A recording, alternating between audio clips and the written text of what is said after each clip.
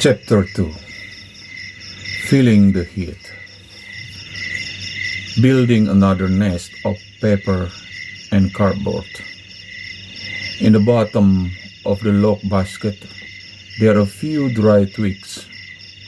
This time, because the billows blow in extra oxygen, the initial flames grew in heat and confidence. And now, the sound of crackling, a sign that the twigs have caught the heat. One more blow of the billows, and the fire is all right. It is difficult to accept suffering. Nobody wants it. Nobody is immune. We spend a great deal of our time and energy organizing our lives to minimize our discomfort. But in the end, it is always here. Human beings have achieved, built, created, thought, and dreamt the most astonishing things, and yet we have not bypassed pain and dissatisfaction. In fact, our imaginations, in pondering how we might improve on the status quo, tend to intensify the sense that things are not sufficient as they are, and that we are not sufficient either, all of which increases our suffering. Add to that the fragility of the human body, subject as it is to ill health, old age, and death, and it becomes clear that no one of us can avoid pain and suffering. As you read this, inevitability of suffering is probably the last thing you want to hear. If you are interested in mindfulness, it may well be due to a desire to ease pain, to reduce stress. In other words, to use mindfulness as a tool to be free of suffering. This search puts us in good company.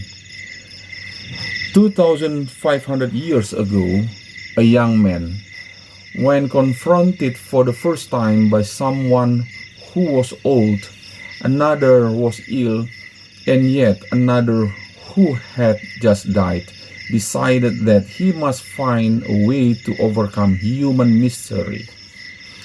He spent years searching out various teachers, trying different techniques, but nothing he discovered answered his question about the way to overcome suffering. Finally, he left everyone behind and went off on his own. A local girl brought him some rice to eat, which he gratefully accepted. When his fellow ascetic monks heard this, they judged that he was weak and no longer a worthy friend. The young man resolved to sit under the tree until he had solved the terrible problem of human suffering. This might sound a bit strange.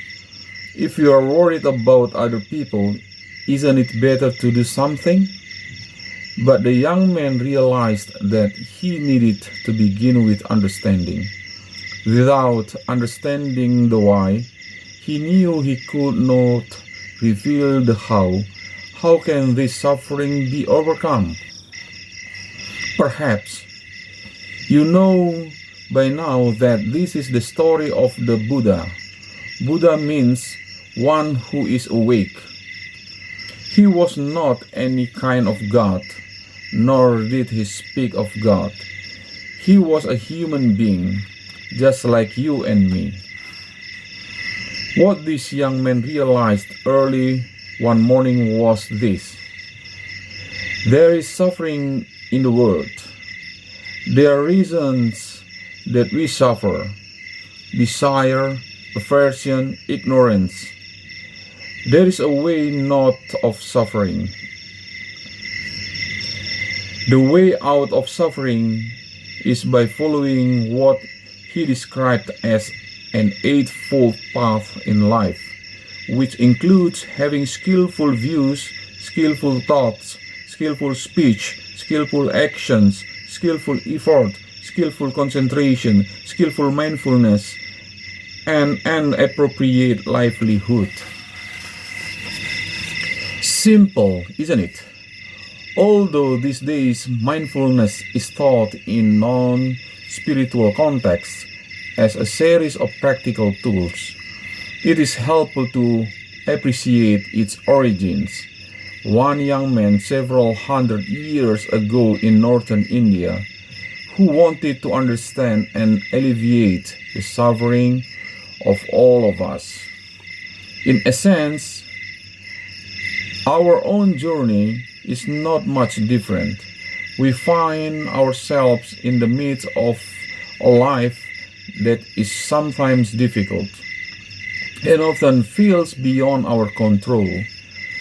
We know that we need to find a better way to cope, but whatever other methods we may have tried seem to offer only temporary relief or distraction.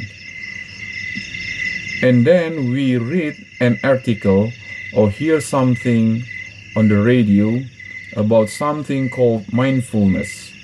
We know it's going to involve time and effort. Inevitably, there is hesitation. This hesitation is useful. We are considering but not yet ready to commit. At some point, desperation takes over.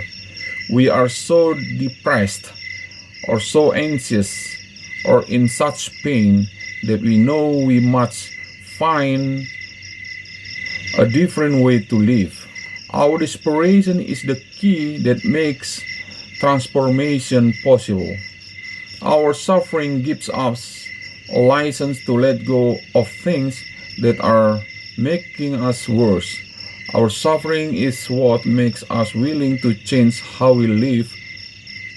Without suffering, there would be no heat and no liberation, as this story from Lucy, who attended a mindfulness course, illustrates. A few years ago, I was diagnosed with cancer. One day, I was rushing from work to pick my kids up and wondering what to feed them for supper. The next day, I was faced with my own death. I was like I'd been sleepwalking, and suddenly I had to wake up. I didn't know how much longer I would live. I didn't know how much longer my children would have a mother. That was the hardest part. I am usually a great planner, making sure that everything goes well, and there I was, faced with the reality that I was not in control. I did all treatments, changed my diet, and cut back on work. And I started to realize that having cancer meant that not only did I have to make changes, but that I actually wanted to make them. I wanted, for the first time, not to be in a rush. After all, what was I rushing towards? The day when I would no longer be here? A friend suggested mindfulness, so I went on a course and learned how to meditate. For the bit of time each day, I got the hang of not thinking about the future.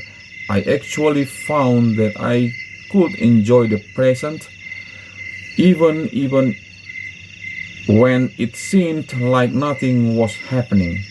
I let go of a lot.